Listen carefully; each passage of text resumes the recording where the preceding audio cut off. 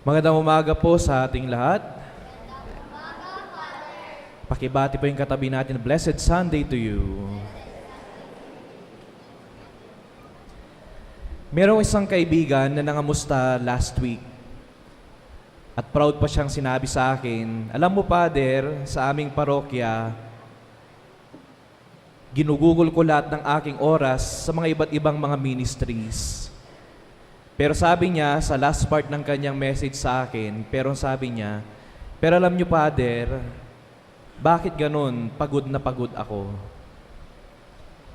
Kaya ang reply ko naman sa kanya, baka sa sobrang daming oras mo sa mga ministries, baka naubusan din ng oras yung Panginoon sa iyo. Sabi ko sa kanya, sa focus mo masyado sa iba't ibang ministry, baka wala ka ng panahon talaga para sa Diyos. And I share this because I can relate with her feelings. Nung batang pari ako, na-assign ako sa katedral. At bilang assistant parish priest, may mga araw na kulang yung 6 o 5 misa sa baryo, sa sentro.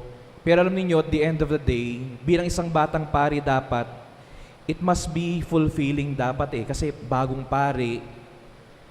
Pero ang nararamdaman ko lang noon, parang pagod. And every time I compare myself with my classmates, sabi ko, tinatanong ko sa kanila, ilan ba yung misa ninyo? 2? Bakit ako 6? And I was so tired with that kind of routine.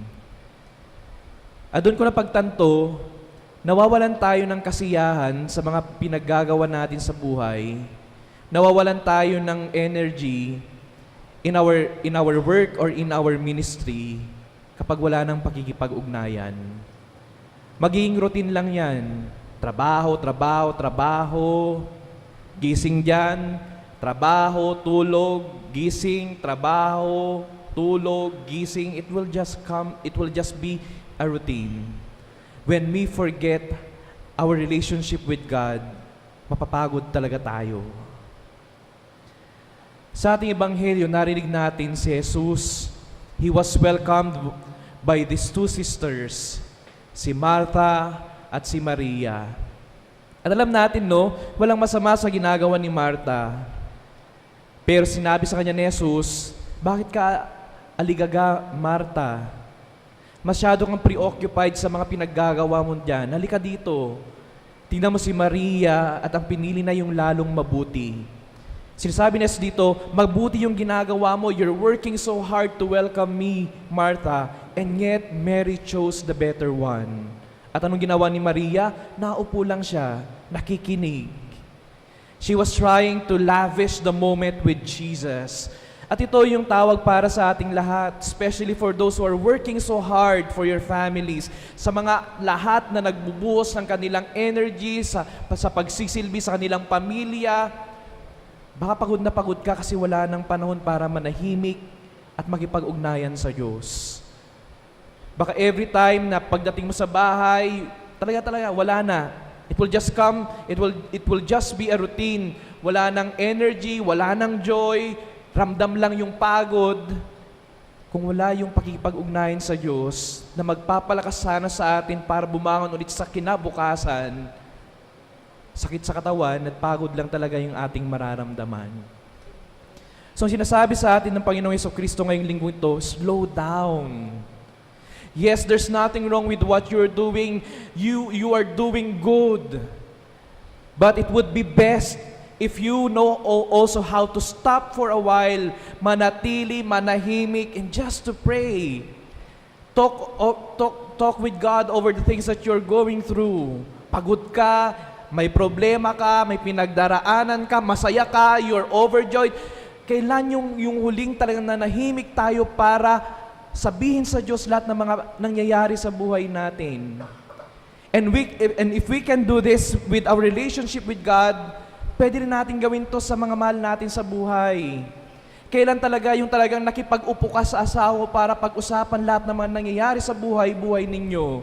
When was the last time you really sat down with your children and asked them and you even share what is going through with your life? Baka routine lang yung nangyayari. Labas ng bahay, balik, hi, tulog.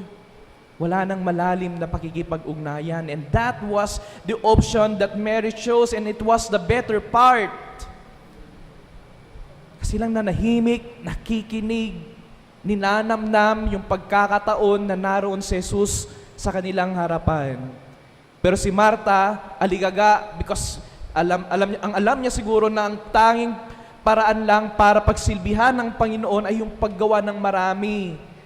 And I think this is sometimes one of our misconceptions when we speak about love, when we speak about service, na kapag mas marami kang ginagawa, mahal mo siya, mas marami kang ginawa, mas mahalaga siya, mas marami kang ginagawa, mas pinahalagan mo yung relasyon na yan. Pero hindi eh. There are also other means to show na mahal mo yung isang tao, mahal mo yung Diyos. Ano yun? Minsan kailangan mo rin lang manahimik. Sabihin, kumusta ka? Kumusta tayo? Kumusta yung relasyon ko sa iyo, Panginoon? Kumusta yung pagsasamahan natin bilang mag-asawa? Kumusta yung pagsasamahan natin bilang mga magkakaibigan? My dear friends, in silence and in little breaks like this, pwede rin nating iparamdam yung pagmamahal na yan. Kaya nga sinasabi sa ating Ebanghelyo, walang tama o mali sa mga ginawa ni Marta o Maria. Meron lang yung mas mahalaga. Meron lang yung mas mabuti. At yun yung pinili ni Maria. Manahimik, makinig, at namnamin yung oras kasama ang Panginoon. Sinasabi ko to kasi kapag nawala na yung Diyos sa buhay natin, lahat ng ginagawa natin mawawalan ng saysay. And I've been there through that. I've been there, done that.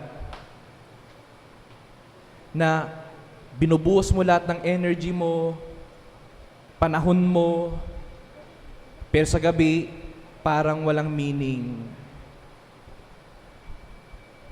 Nagsa-celebrate ka ng misa 5 beses ang araw, pero matutulog ka sa gabi, parang hindi mo ramdam yung pagmamahal ng Diyos. Pero when I learned how to go back with my personal relationship with God, alam ninyo, kapag may Diyos, kahit pagod na pagod ka, magkakaroon ng laman lahat ng mga sakripisyo mo. Kahit pagod na pagod ka, magkakaroon ng patutunguhan yung lahat ng pinaghihirapan mo. Bukas, Monday na naman, papasok na naman, may harapin na naman.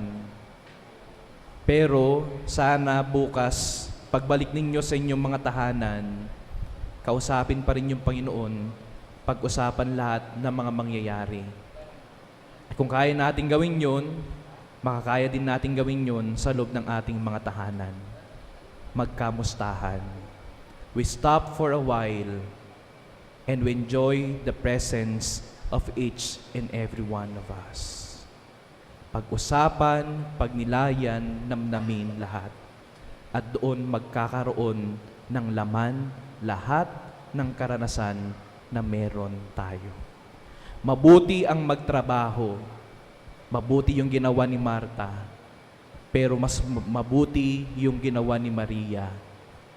Tumigil, nanatili, nakinig, at ninamnam ang presensya ng Diyos. So I'm not saying here na bukas magtamad-tamaran, hindi. Ibigay pa rin lahat. You give your best every day, pero huwag kakalimutan yung panahon kasama ang Diyos at kasama yung mga taong nakapalibot sa iyo. Doon lang magkakaroon ng meaning yung buhay na yan. You give your best and you maintain your relationship with God and with your family and with the people around you. Yun yung kompleto. Nagtatrabaho, nagbibigay ng sarili, pero hindi na yan na mawala yung pakikipag-ugnayan at relasyon sa Diyos at sa ibang tao. Amen.